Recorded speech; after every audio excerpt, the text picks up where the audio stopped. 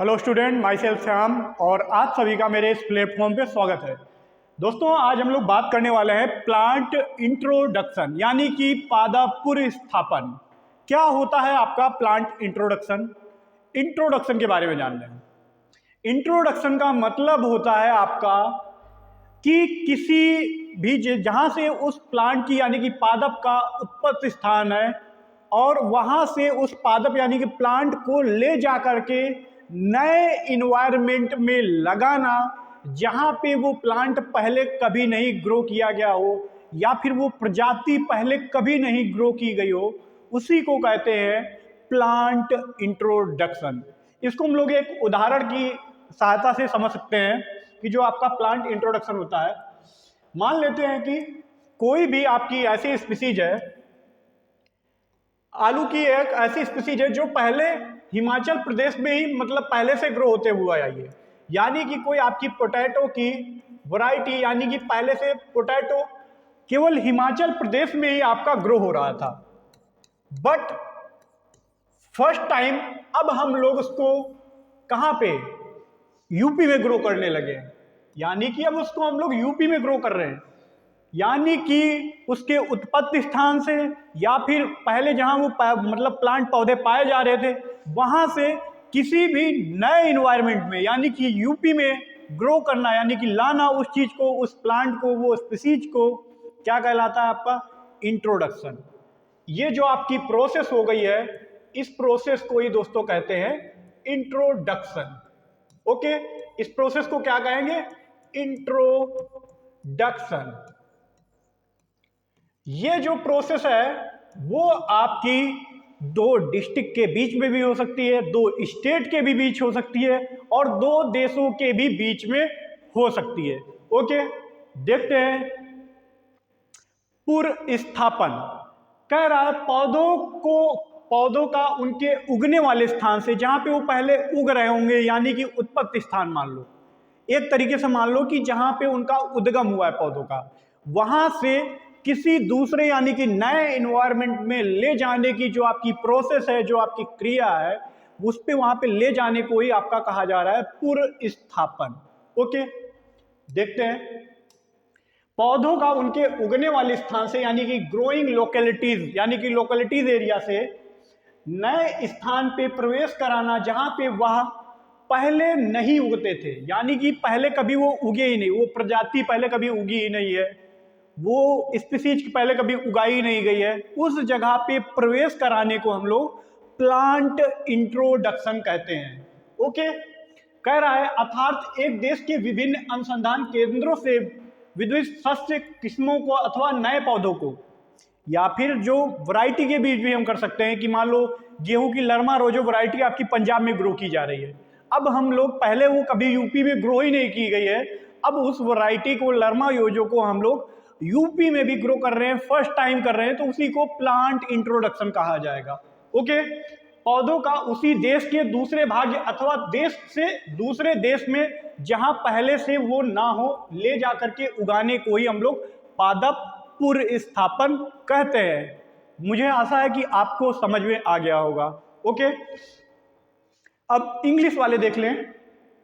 कह रहा है प्लांट इंट्रोडक्शन कंसिस्ट है of taking a genotype of A group of genotype of A plant, genotype ले सकते हैं, ऑफ ए प्लांट पौधा ले सकते हैं, into a new environment where जहां they were not being grown before, जहां वो पहले कभी उगाए ना गए हों। ओके, अब बात कर लेते हैं दशा अनुकूलन। दशा अनुकूलन के बारे में क्या होता है आपका दशा अनुकूलन, सीधे समझना। एक एग्जाम्पल ले रहे हैं दशा अनुकूलन का। जैसे आप लोगों ने सुना होगा कूनो पार्क, अभी हाल फिलहाल हमारे देश को चीते आए थे। कहाँ पे आए थे? कूनो पार्क, यानी कि मध्य प्रदेश में। बाहर से इंट्रोड्यूस यानी कि लाए गए थे, बट वो क्या किए, धीरे धीरे यहाँ की जो इन्वायरमेंट यानी कि इन्वायरमेंट यहाँ का था उसमें वो सर्वाइव नहीं कर पाया और सारे चीते मर गए। तो उनके लिए यहाँ पे उन्होंने अपने को एडॉप्ट नहीं कर पाया। अगर एडॉप्ट कर लेते वो लोग तो वही आपका कहलाता है दशा अनुकूलन, यानी कि उनके लिए उस क्लाइमेट में, उस एनवायरनमेंट में टेम्परेचर को उन्होंने अडॉप्ट कर लिया, वहाँ पे पौधे, ऐसे ही हम लोगों के पौधे के केस में है। यानी कि जो हम लोग वैरायटी, ऐसी कुछ वैरायटी होंगी जो ट्रॉपिकल रीजन में उगाई जा रही हैं, और ट्रॉपिकल से हम लोग उसको टेम्परेट रीजन में ग्रो करना चाह रहे हैं, तो वो उस जो पौधा हम लोग इंट्रोड्यूस करके लाए हैं वो उस रीजन में क्या अपने को अडॉप्ट कर पा रहा है, उसी को कहा जाता है दशा अनुकूलन। ओके, कह रहा है किसी का एक नए परिवर्तन या वातावरण में अभ्यस्त होना। मान लो मैं कोई ऐसी वैरायटी ला रहा हूं जो आपकी टेम्परेट रीजन की है और उसको हम सब ट्रॉपिकल में ग्रो करना चाह रहे हैं। उसको मैंने मतलब वहां से इंट्रोड्यूस किया, लाया, मैं वहां से लेके आया, उसके बाद वो प्लांट उस क्लाइमेट टेम्परेचर में अपने आप को एडॉप्ट कर पा रहा है, तब तो ठीक है, अच्छा है, उसके लिए दशानुकूलन है। अगर वो पौधा अपने आप को एडॉप्ट नहीं कर पा रहा तो वो उसके लिए एनवायरनमेंट दशानुकूलन नहीं है। वही कह रहा है किसी एक नए परिवर्तन वातावरण में अभ्यस्त होना तथा अपने आप को वातावरण के अनुकूल बना लेना ही दशानुकूलन कहलाता है। ओके, नई किस्मों की दशानुकूलन क्षमता जो आपकी चेक की जा रही है इंस्टीट्यूट वगैरह में, जो आपके एग्रीकल्चर के अनुसंधान है वहां पे उगा के पहले से चेक किया जाता है। जब कभी भी प्लांट वैरायटी इंट्रोड्यूस करना होता है, लाना होता है, एक स्टेट से दूसरे स्टेट, एक कंट्री से दूसरे कंट्री में होता है, तो उसको पहले अनुसंधान केंद्रों में आपका चेक किया जाता है। ओके, तथा जहां पे वे अच्छी तरह से उगने व बढ़ते हैं वहीं दशानुकूलित माने जाते हैं और उन स्थानों के लिए उगाने की सिफारिश की जाती है। इंस्टीट्यूट वगैरह में मतलब आपने पढ़ा होगा, सुना होगा कि आपके ट्रॉपिकल के अलग रीजन है, टेम्परेट के अलग रीजन है। जैसे कि अपना आपका लखनऊ में देख लीजिए, सेंट्रल इंस्टीट्यूट ऑफ सब ट्रॉपिकल हॉर्टिकल्चर बना है कि नहीं बना है। ऐसे टेम्परेट का आपका कहाँ पे, श्रीनगर में है। ऐसे आपका एरिड का कहाँ होगा, राजस्थान में है। ऐसे ही देखा जाता है। तो ये इंस्टीट्यूट मतलब बने हुए। अब यहाँ से वैरायटी कुछ भी अगर इंट्रोड्यूस करें तो उन पहले इंस्टीट्यूट में आपकी चेक की होगी, यानी कि उसकी चेकिंग होगी, फिर देखा जाएगा कि वो इस एरिया में मतलब यहाँ की क्लाइमेट के लिए एडजस्टेबल है कि नहीं है। ओके, नेक्स्ट बात कर लेते हैं आपका डोमेस्टिकेशन यानी कि ग्राम्यन। ग्राम्यन का मतलब आप शुद्ध सा जानिए, सीधा सा, कि कोई भी आपकी ऐसी स्पीसीज जो पहले जंगली फॉर्म में मतलब उगती थी, जंगलों में मतलब उसको यूज नहीं करते थे, मतलब जो ह्यूमन है यानी कि मनुष्य है उसको कल्टीवेट नहीं करता था अपने फॉर्म में, बट उसको अब अनुभव होने लगा कि ये हमारे काम की चीज है। अब वो मनुष्य उस वाइल्ड स्पीसीज को एज अ कल्टीवेटेड लैंड में यूज करने लगा, यानी कि मैनेजमेंट करने लगा। उसी को क्या कहा जाएगा, ग्राम्यन, यानी कि डोमेस्टिकेशन। ओके, हिंदी में देख लो क्या कह रहा है कि किसी भी स्पीसीज को जंगली अवस्था से मानव प्रबंधन में ले जाने वाली क्रिया को डोमेस्टिकेशन या ग्राम्यन कहते हैं। यानी कि पहले वो जंगली अवस्था में पड़ी रहती थी, कोई ध्यान वगैरह देना नहीं। आपने सुना होगा पसाही का चावल, कोई नहीं उसको करता है कल्टीवेशन, पर शायद आई थिंक करवा चौथ में उसका यूज होता है पसाही का चावल का। तो वो जंगली तो चावल है आपका, बट अब धीरे धीरे उसको मानव प्रबंधन में लोग ला रहे हैं।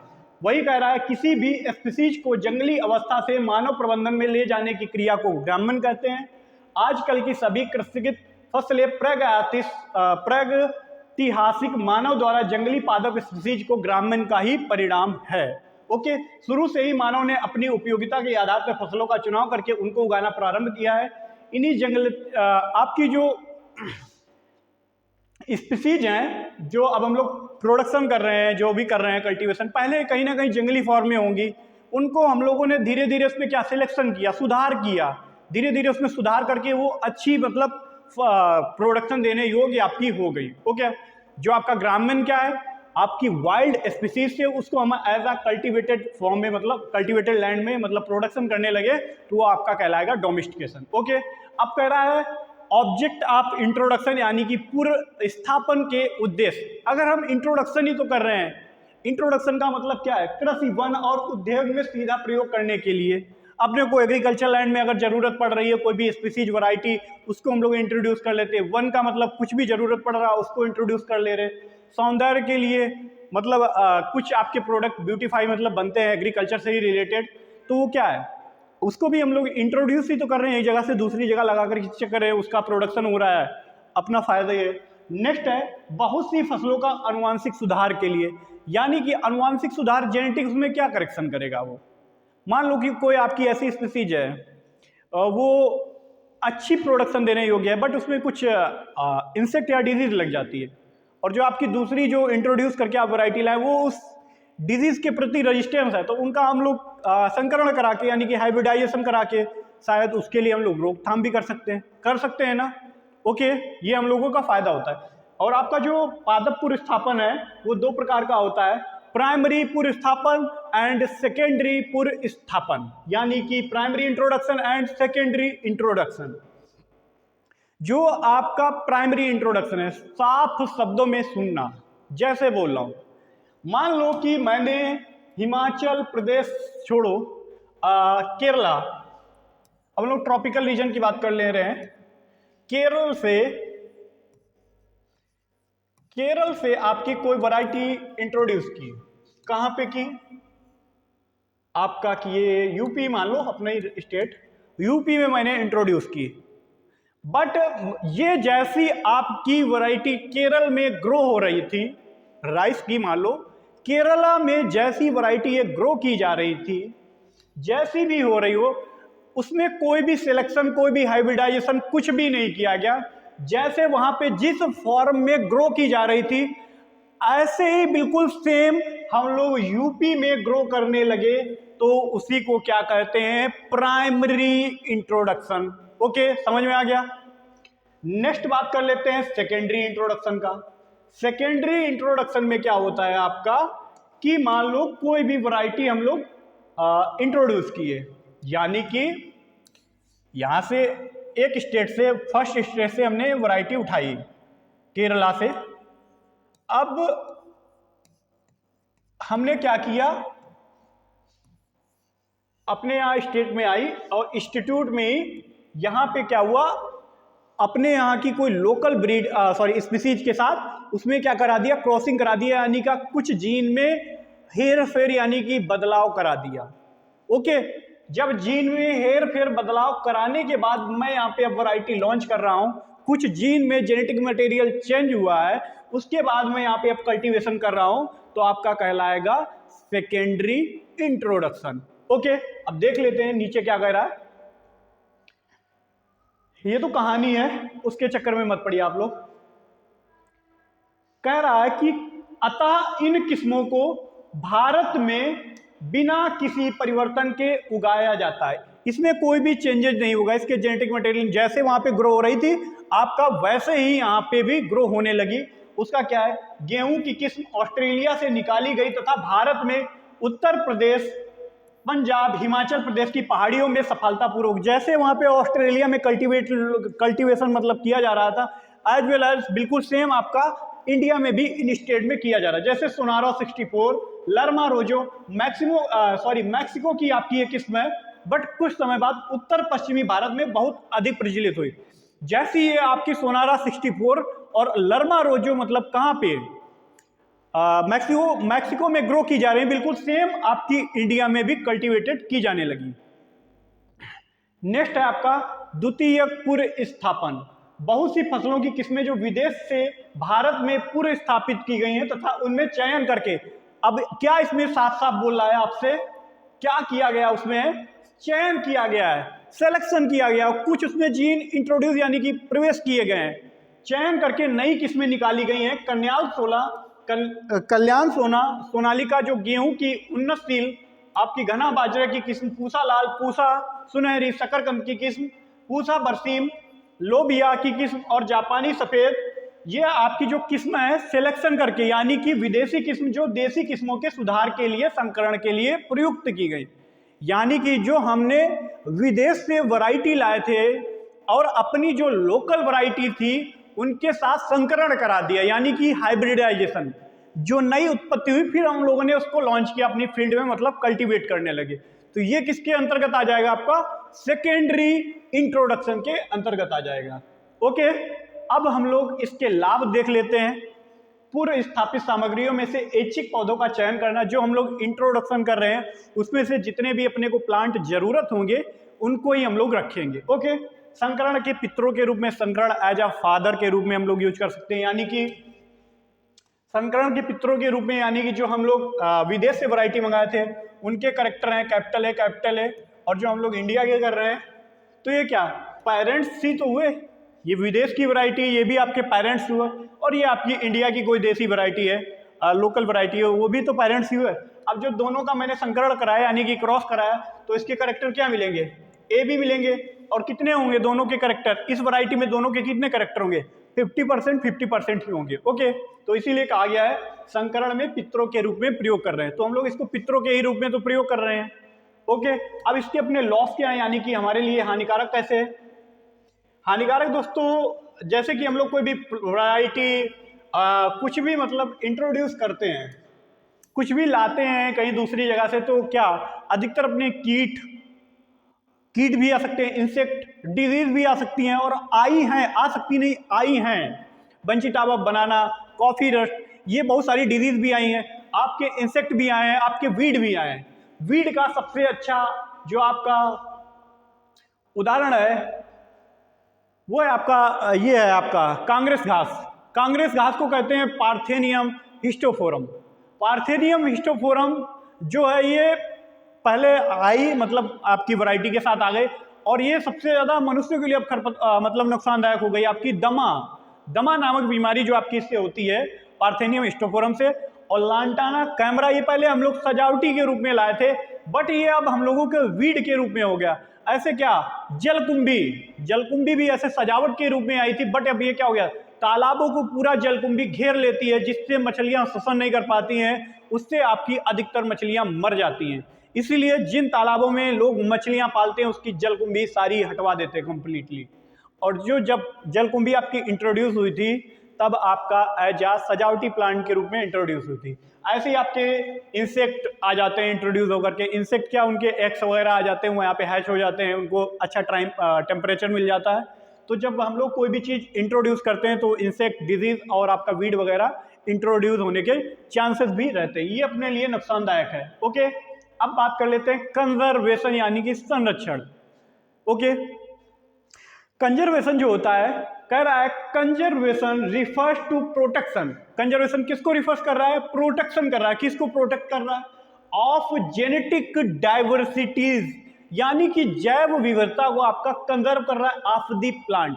जो प्लांट्स की जैव विविधता है उसको कंजर्व कर रहा है, किससे, फ्रॉम जेनेटिक इरोजन, जो आपका जेनेटिक ह्रास हो रहा है उससे कंजर्व कर रहा है। ओके, जो आपका कंजर्वेशन होता है दो टाइप से होता है, वो एक होता है आपका इन सीटू, एक होता है एक्स सीटू। अब समझते हैं क्या होता है आपका इन सीटू। पहले तो हम लोग नॉर्मली जो एग्जाम्पल अपना ले रहे हैं एनिमल का लेकर के चलते हैं। एनिमल का जो आपका एग्जाम्पल है, मान लेते हैं हमारे एक यूपी में दुधवा नेशनल पार्क है, वहीं पे तो आपके जो शेर, चीता, हाथी, घोड़े क्या है, वहां पे पहले से ही तो वो पाए जा रहे थे ना उस जंगल में, और उसी को गवर्नमेंट ने क्या किया, कंजर्व करा दिया चारों तरफ से। यानी कि जहां पे वो पहले से रहते आए थे उसी को गवर्नमेंट ने कंजर्व करा दिया और जीव जंतु उसी में रहने लगे, तो आपका ये कहलाएगा इन सीटू कंजर्वेशन।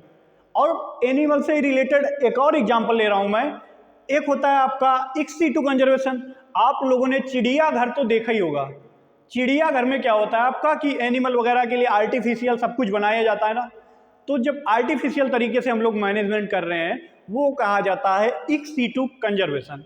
ऐसे ही अपने प्लांट के केस में होता है, जो प्लांट जो राम सागर साइड और बायोस्फीयर रिजर्व वगैरह होते हैं वहीं पे, जैसे जो आपके प्लांट वगैरह जहाँ पे पहले से ग्रो होते हुए चले आ रहे हैं सालों से, वहीं पे उनको कंजर्व कर लेना, वो आपका क्या कहलाता है, इन सीटू कंजर्वेशन। और जो हम लोग आर्टिफिशियल तरीके से जीन बैंक जो होते हैं, इन वगैरह में जीन और प्लांट सीड बैंक, ये सब बैंकें वगैरह होती हैं, उनमें चीज़ों को कंजर्व करना, वो आपका कहलाता है इन सीटू कंजर्वेशन।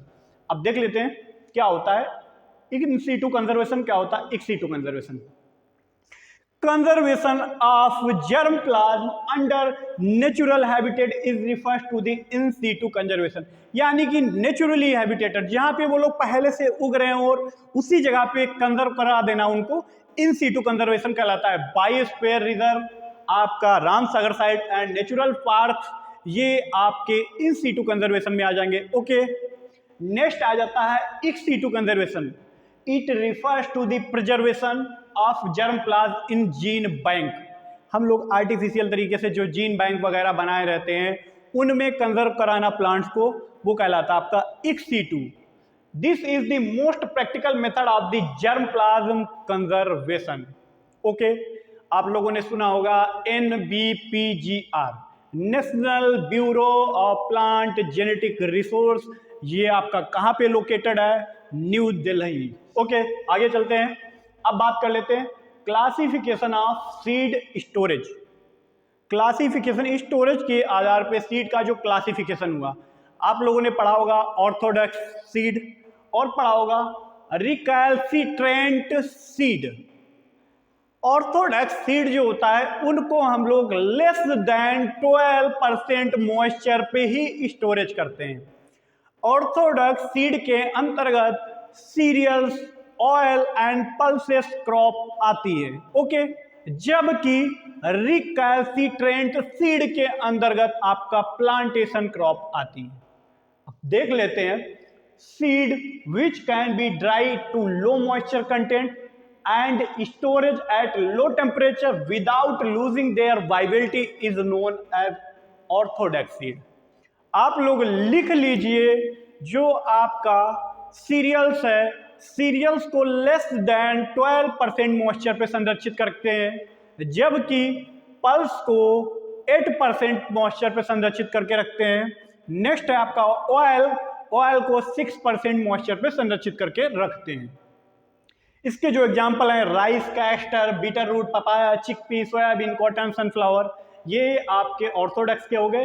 अब आ गया recalcitrant seed. Seed which show very drastic loss of viability in decrease in moisture. जब आपका मॉइस्चर कम हो जाएगा तो ये अपनी वाइबिलिटी खो देते हैं। कंटेंट विल दो बिलो, जो आपका 12-13 तक पहुंच गया तो अपनी वाइबिलिटी खो चुके।